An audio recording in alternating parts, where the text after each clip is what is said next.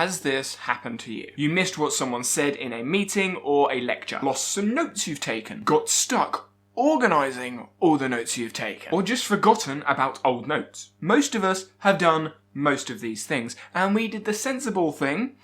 And the only thing we know what to do when we come up with a problem, we YouTube it. Have you seen the Cornell note-taking system? Have now. The mind mapping system? Have now. The outline method? Have now. The box and the bullet? What?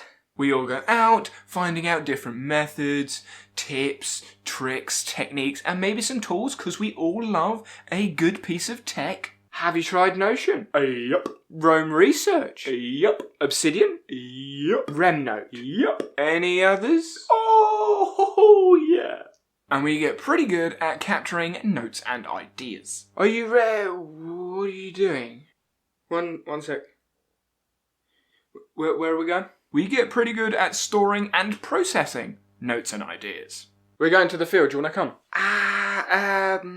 Maybe later. I need to sort some things out. We make sure every note is processed and summarised with flashcards. There's a game Sunday. Do you wanna play? Oh, sorry. I need to look over some stuff. And we start creating loads of outputs for all of our notes. Any chance you're available in the next month? Sorry. I'm writing some articles that I'm going to put in a book someday and publish. I'm also having a look at becoming the next millionaire and obviously making YouTube videos. So I'm a little bit busy this month.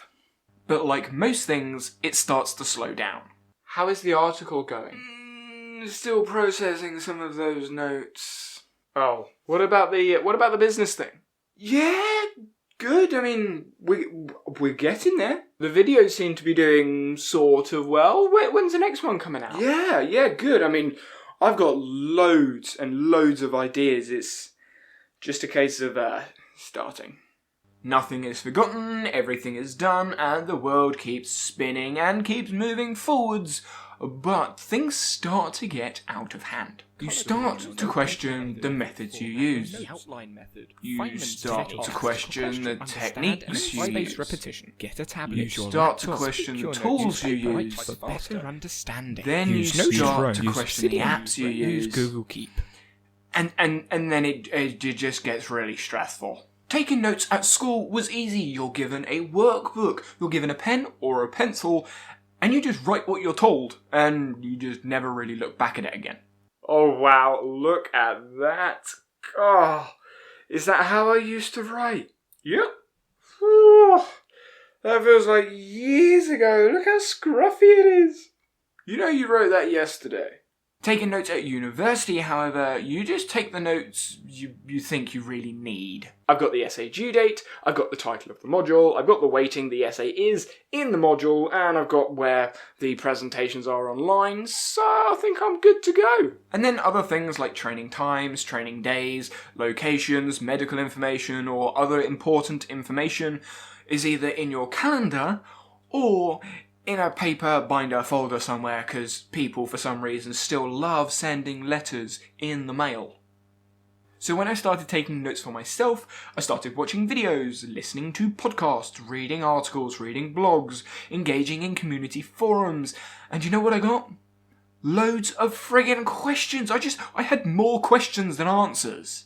What app should I use? What device should I use? How should I tag things? How should I format things? Should I use folders? Should I use backlinks? When should I process my notes? When should I revise my notes? Why do I need flashcards? Wait a minute, why am I even taking notes?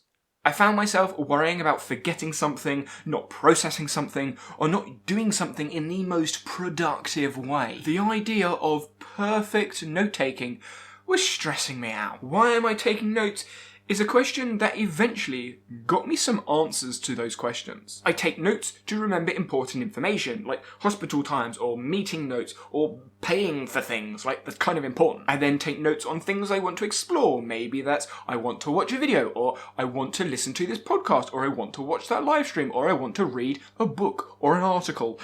Admittedly, I don't read that much, but the point still stands.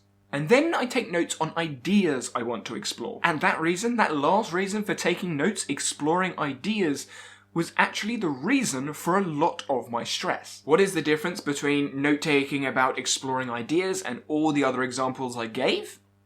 Inaction. It's not that I wasn't taking actions on those ideas I wanted to explore. It was that I didn't want to leave the note unexplored. I didn't want a purposeless note, essentially. I want to learn all the things and be a lifelong learner. You can't learn everything, and you are a lifelong learner, even without taking notes on every little detail. So in order to avoid stressing out over this perfect note-taking system, I decided to apply a little bit of digital minimalism.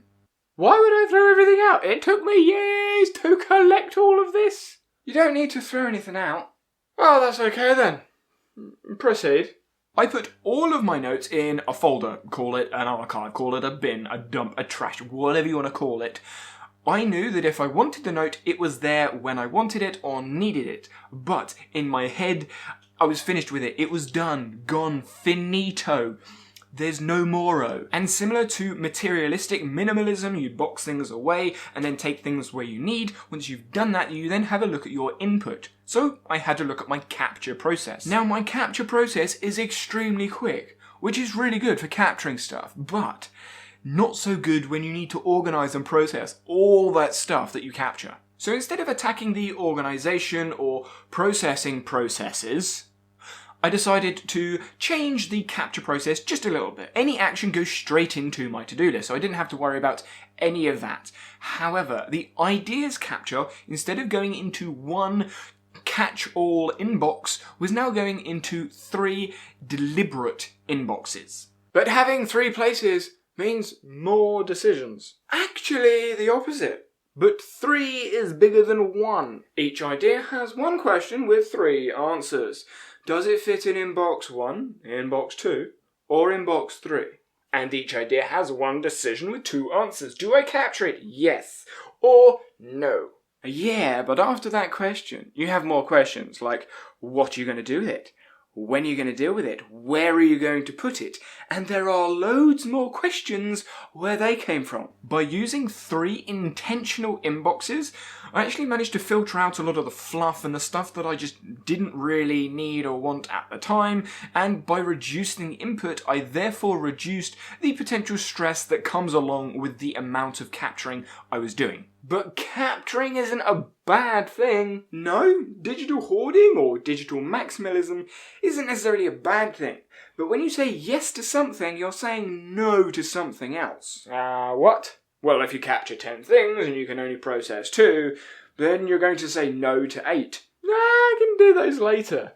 Yeah, but what about the next things that you capture? Won't you do those things first? And then you'll just end up adding onto the backlog, which is going to contribute to the reason for the stress in the first place? Now, don't get me wrong, I still capture a lot of things, but it's either to do with content, which is where I will explore the topic in depth. I'll do a deep dive to do whatever piece of content it is, and typically link it with other ideas I've explored in content. There's the linking. Or they go into my daily notes and they become squirrel cues, which essentially is my journaling. A quick caveat in there, I don't like journaling. I've never liked journaling. But I found something that works for me, and I will be doing a video in the coming weeks on that. So make sure you're subscribed to hear what I'm doing. Do I miss things? Probably, but everyone misses some things. And this way I'm less stressed and I'm having more fun processing all of the notes that I'm actually taking. Those feelings of needing to be productive or intentional with my note-taking was actually doing more harm than good. So doing less resulted in me doing more, but I know we are all different, so I'm curious to hear what your thoughts are on note-taking in the comment section below.